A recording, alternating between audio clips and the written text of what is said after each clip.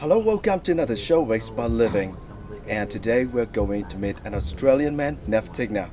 While many other expats choose to stay in big cities like Hanoi, Da Nang or Ho Chi Minh City, this man chose to settle down in the modern cities of Dien Bien Phu. And today, as we come to Dien Bien Phu, we'll meet the man and we'll know the special reasons that make this man choose to settle down here for the past 5 years.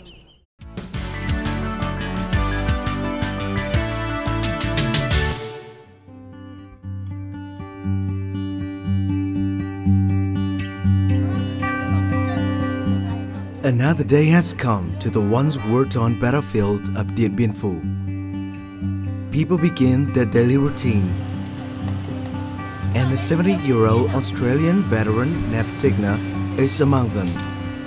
He's been living in this modern city since 2009. I came here to see this great historical artillery battlefield, but I fell in love with the people the first day. And it's the people that draw me back here. My affection for the Vietnamese people, my love of the children here, the respect that they give me, the knowledge that I can help a little. That's what draws me back here.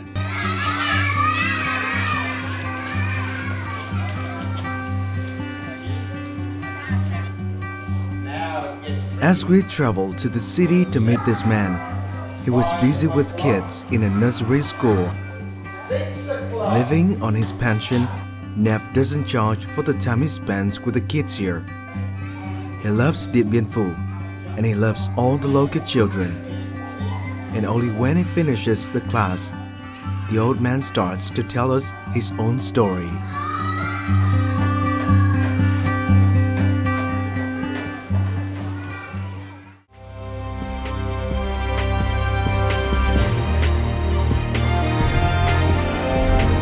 After 55 days of digging in the mountain, sleeping in the trenches and suffering the loss of lives, the Vietnamese army and people achieved a glorious victory at Dien Bien Phu.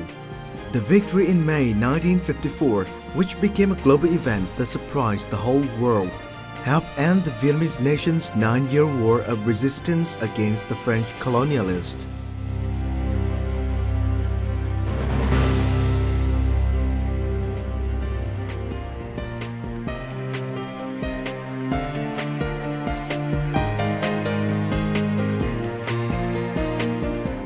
"60 years later, there are still many people around the world attracted by the Battle of Dien Bien Phu, and Nev is one of them. Before coming here, Nev has read many articles, books, and watched documentaries about the historical sites here. But then, he decided to settle down in Dien Bien Phu and spends his time here on his own research.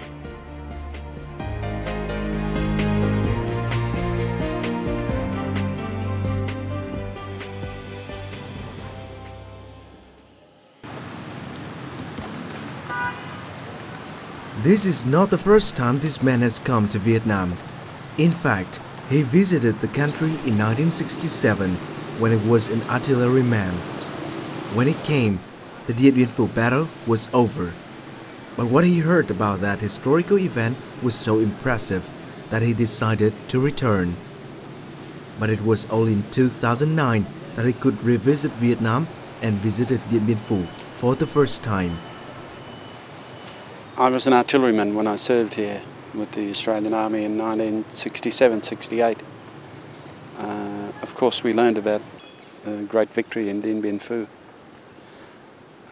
It's only natural that artillerymen are drawn, especially in their old age, to such historic and important places. And Dien Bien Phu is, to me, the most important place in Vietnam. Not just for Vietnamese people, but for people who love freedom, who admire the people who have fought to end colonialism. Wandering through the historical sites here, this man still understands the significance of the battle for Vietnam and the world. Dien Bien Phu has changed much through the course of 60 years. The old artillery lies rusted. Trenches and bunkers are filled with dried leaves and moss. but the atmosphere created decades ago still exists today. Nev still can feel the character of the place every time he visits the sites like A1 Hill. I'm a writer, not a historian as such. It's important to put down your first feelings. So as I said, I defy anyone with a real human spirit not to be moved when they visit this place here. To imagine running up these hills, trying to take this final strong point, facing barbed wire, machine guns, flamethrowers, grenades, everything, you know, just totally overpowered, but never giving in. I think that's the spirit that I see when I walk around Vietnam.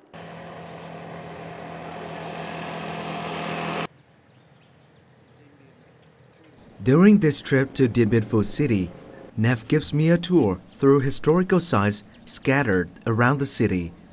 This is what he often does when he receives some friends or some tourists who ask him about the city. These guns are a greater story than any of the history books can tell, but you have to read them. I'm an old artilleryman, and so I know both ends. These are left by the French and probably partially destroyed, but they've existed for over 60 years here. Without these guns, the battle would never have been won, and colonialism may have lingered on. From around the world, soldiers still come here to study the battlefield.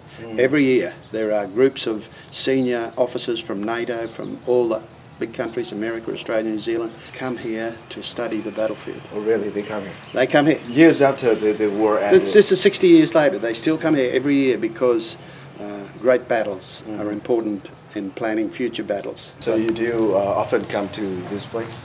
I bring people here whenever I get the opportunity. Usually, of course, it's Western tourists.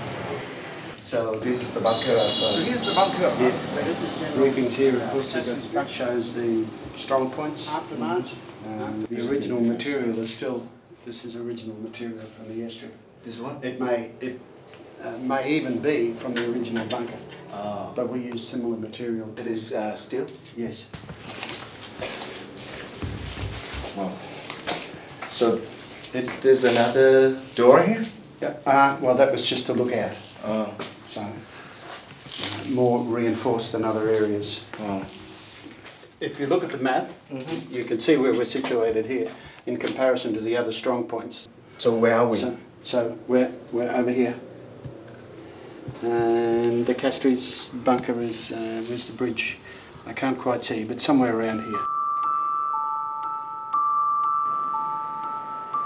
Not only getting the knowledge for himself, Nev hopes that he could use that to attract more people to Dien Bien Phu, so that the local people can improve their lives with income from tourism. It's a driven for me to display my photos wherever I can, to tell people about Dien Bien Phu, battle plan was laid about the valley. To me, it should be as important to the Vietnamese economy in the tourist industry.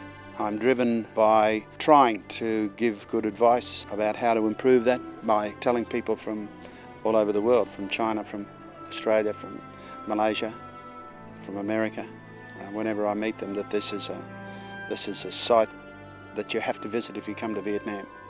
But of course the other thing that drives me is to, with my education and knowledge and life experiences, is to try and think of ways and find people to help me do something that can provide a better life for poor.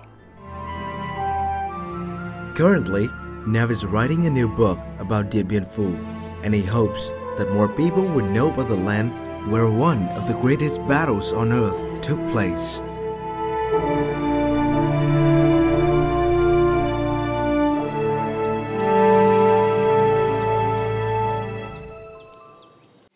Hello! Bye bye bye bye! Hello! Come here, Auntie! Auntie! Oh! Hey! Hey!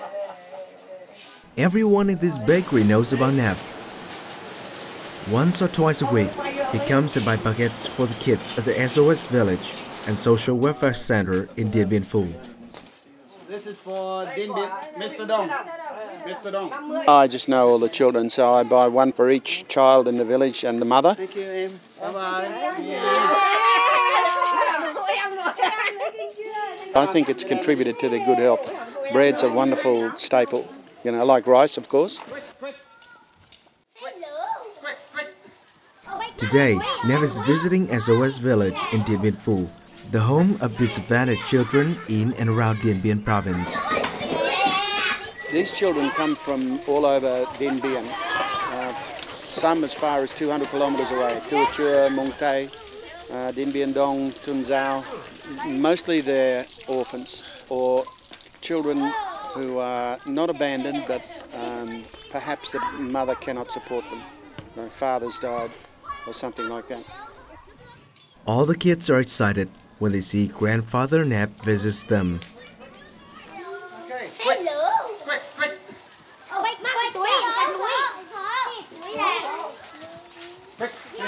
How many?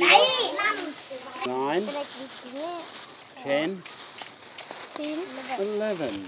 Okay, bye-bye. 9, 10, 11. 9. It's a natural idea for any grandfather. Just that I'm more fortunate than most because I'm retired. A homeless person with spare money, but I believe one world, one family, one world, one people. And these little kids don't have a grandfather, so my children in Australia and my grandchildren in Australia got lots of grandparents and lots of uncles and aunties, and also these kids don't have that. So I fill in just a little bit. After giving food to the kids, Nev also spent some time playing with them. Despite no common language, Nev becomes a family member of the kids. Lúc đầu con thấy ông khá xa lạ bởi vì ông là người nước ngoài, nhưng sau con thấy ông rất dễ mến bởi vì ông cũng rất yêu trẻ con ạ. Hàng ngày ông vào thì ông thường mua bánh mì, quà cáp rồi dây buộc tóc. Có khi ông còn mua cả thịt gà quay về bọn con ạ. Sau khi chia hoa quả bánh kẹo xong, ông thường chơi đùa với những quả bóng tennis ông mua vào, hoặc là quả bóng bầu dục, bóng chuyền ông đưa vào. Ông thì ngày nào ông cũng vào. Có những lúc ông ốm thì ông vẫn cố vào. Dù trời mưa hay nắng thì ông vẫn vào. Ông yêu quý bọn con lắm, nên bọn con ai cũng quý ông. Ông Nét thì ông cũng hay vào chơi với các con ở trong làng, vào buổi chiều tối mỗi ngày. Ông cũng mang theo những phần quà kẹo bánh, rồi bánh mì, đồ chơi cho các con trai bóng, chày bóng rổ, rồi bóng đá, rồi ông còn mua cầu lông, vượt các thứ để cho các con nó tập nó đánh. Và tình cảm của ông đối với các con thì ông rất quý, rất thương yêu các con.